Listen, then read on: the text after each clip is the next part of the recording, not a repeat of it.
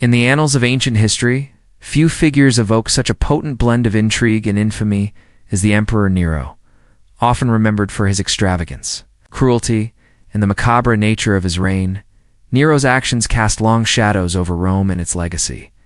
But among the many stories that swirl around his name, one stands out for its chilling and bizarre nature, an event that shocks the conscience even by the standards of his time. Nero, the ruler of an empire that stretched across vast territories, said to have orchestrated an act that transcended mere political maneuvering or personal vendettas.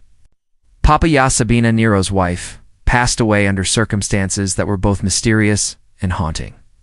Though some records suggest that her death was the result of a violent outburst from Nero himself in the Roman world, leaders were expected to demonstrate strength and authority, not vulnerability and weakness. His grief, which started as a genuine mourning of his wife, soon became an uncontrollable need to bring her back to life in any form, no matter the cost. This fixation would lead him to make a choice that would forever cement his reputation as one of the most infamous emperors in Roman history. Yet Nero's grief seemed to have no end. His behavior became erratic, his decisions increasingly unpredictable. The boy, now physically altered, was dressed in women's clothing, adorned with the trappings of royalty, and presented to Nero as his new wife.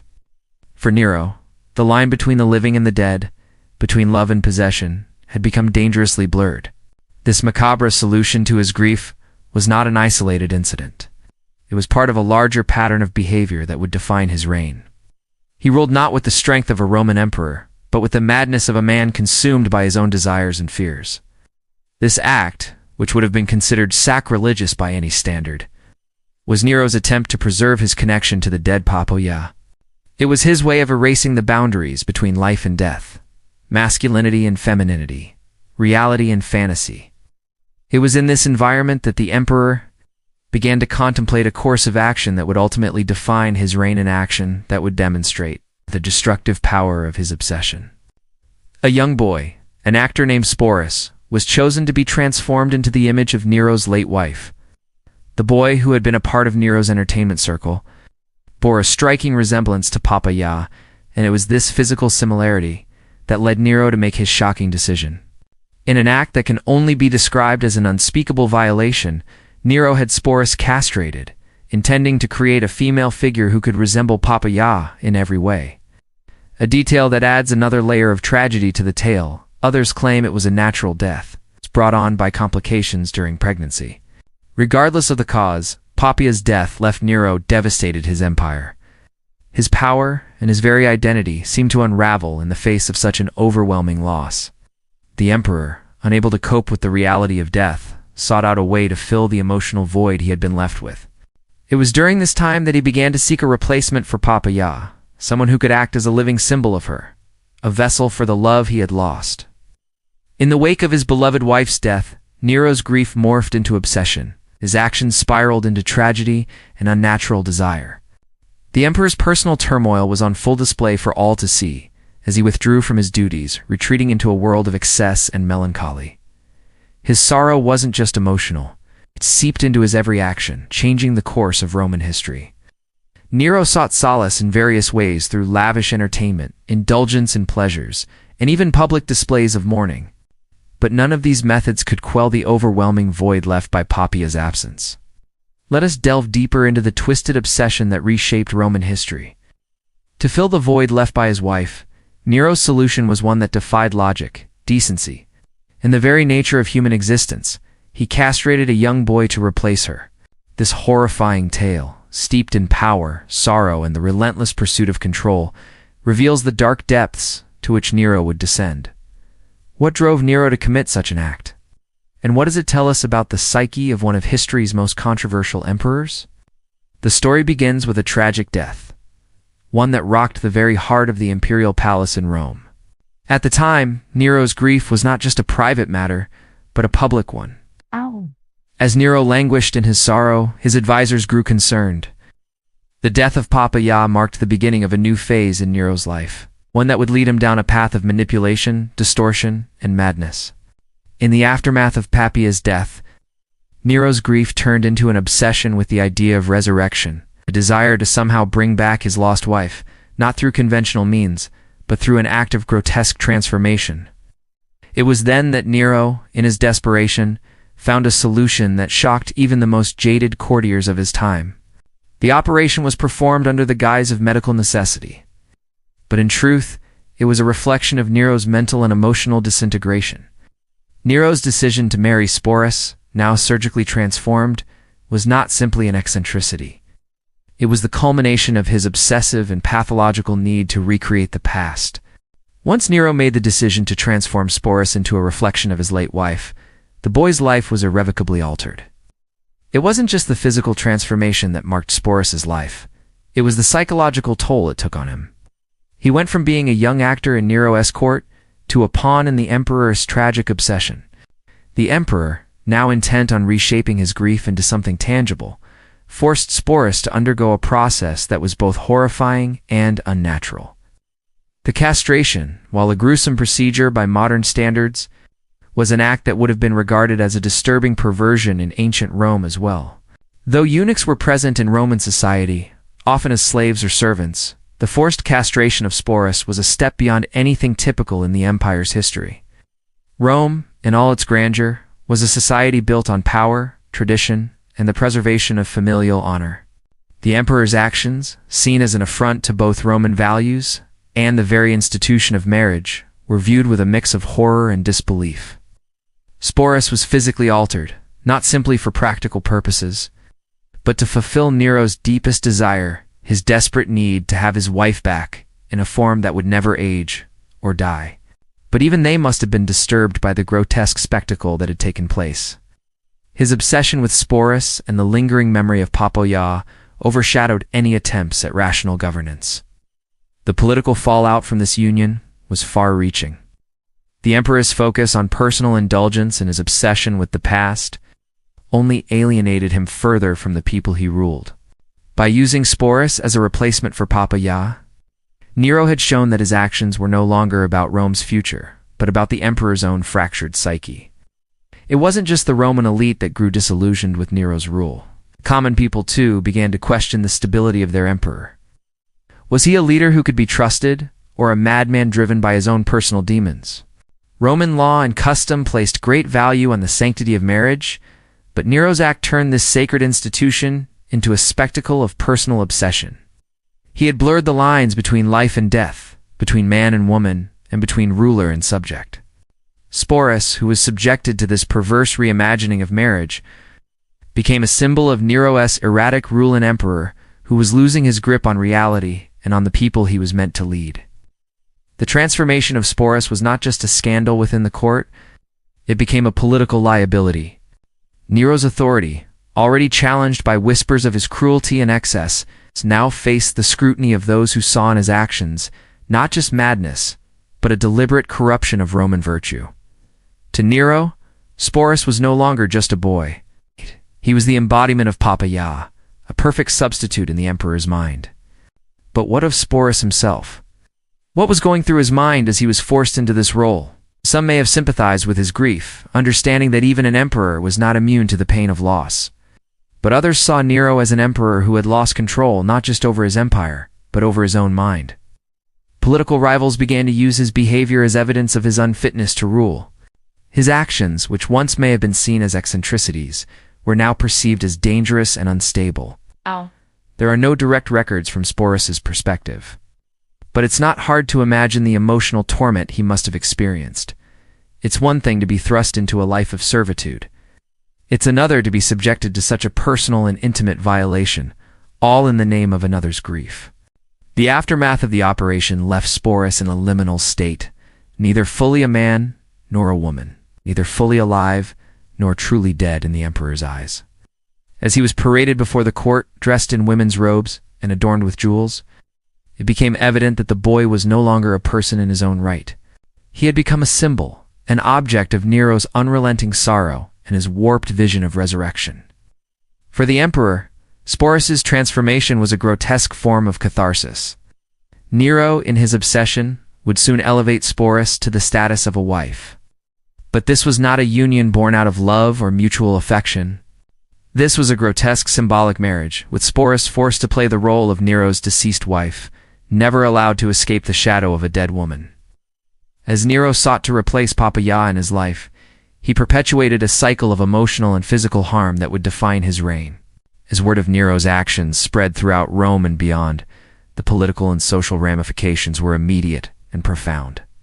Nero's court, filled with sycophants and loyalists, could do little more than indulge his whims. The emperor's decision to marry Sporus, to parade him as a living replacement for Papaya, was a direct challenge to Roman ideas of propriety. Outside of the court, Nero's actions were met with mixed reactions.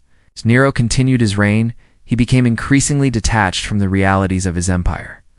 Nero's actions were symptomatic of a broader trend that would continue. Throughout his reign, a growing divide between him and the Roman populace. Sporus, having been thrust into the role of Nero's replacement wife, lived a life marked by tragedy and manipulation. The details of Sporus's final years are largely lost to history.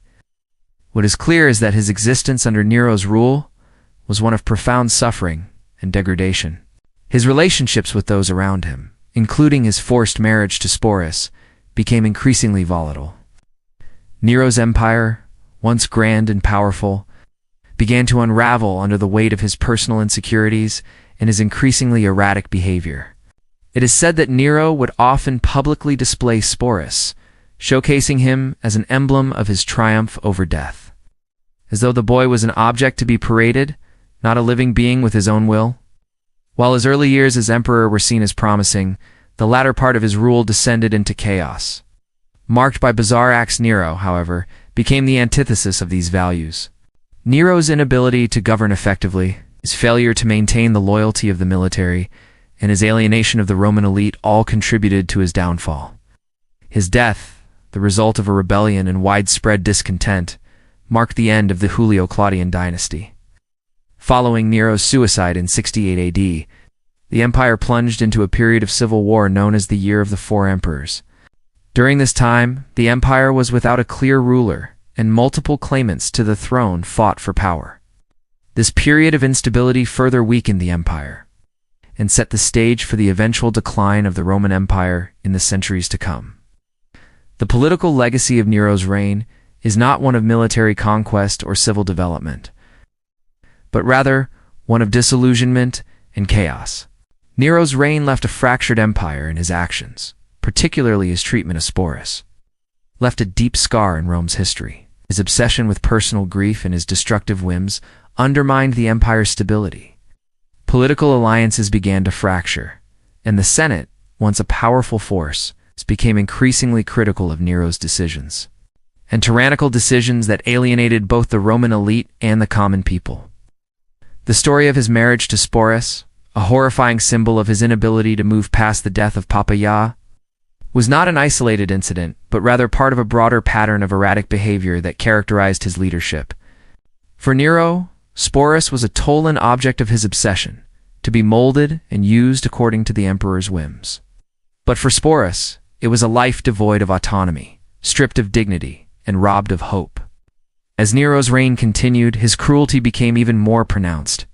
Eventually, the end of Nero's reign came, not in the form of a dramatic battle or a war, but through political betrayal. In 68 AD, faced with revolt and a loss of support from the Roman legions, Nero was declared a public enemy by the Senate. It is said that Sporus was forced to marry Otho in an act of further humiliation.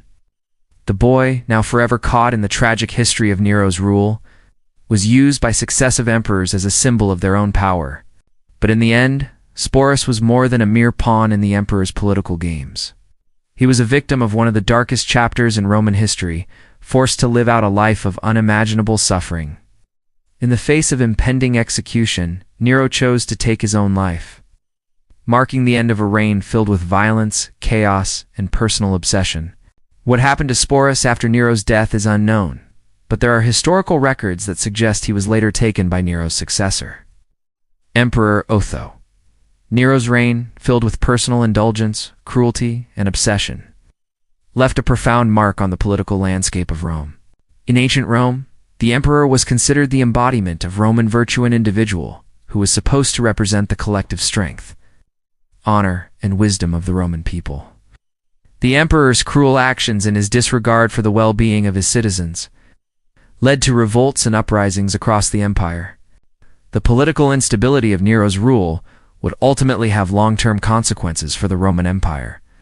As the years passed, the legacy of Nero's reign continued to cast a long shadow over Rome and the emperors who succeeded him, though Nero was dead. His actions, particularly his treatment of Sporus, remained etched in the collective memory of the Roman people. The tale of Nero and his tragic obsession became a cautionary one, serving as a powerful reminder of the dangers of unchecked power, excessive indulgence, and the fragility of the human mind. In the years following his death, subsequent emperors would often refer to Nero's rule as a time of chaos and moral corruption. Nero's reign became the benchmark against which the behaviors of other emperors were judged. It was a reputation that few would want to inherit. Despite this, some later emperors, such as Domitian, drew on aspects of Nero's autocratic rule in their own leadership styles, albeit with more restraint and control. His actions, driven by grief, obsession, and madness, leave us with a haunting Lagosha reminder of the dangers of absolute power and the cost of unchecked personal desires. Sporus, forever molded into a symbol of Nero's desire for control and resurrection, lived a life that was neither his own nor of his choosing. He was caught in a cycle of manipulation and suffering, trapped by the emperor's need to rewrite the past. It is a testament to the fragility of the human mind, the dangers of unchecked obsession, and the enduring cost of tyranny. In the end, Nero's reign will be remembered not for the greatness of the Roman Empire, but for the tragic loss of a leader who became consumed by his own inner demons. Nero's decision to castrate a young boy and force him to live as a replacement for his deceased wife is not merely a story of ancient cruelty. Nero's reign, which started with the promise of greatness, ultimately unraveled because of his inability to balance personal grief with the responsibilities of ruling an empire.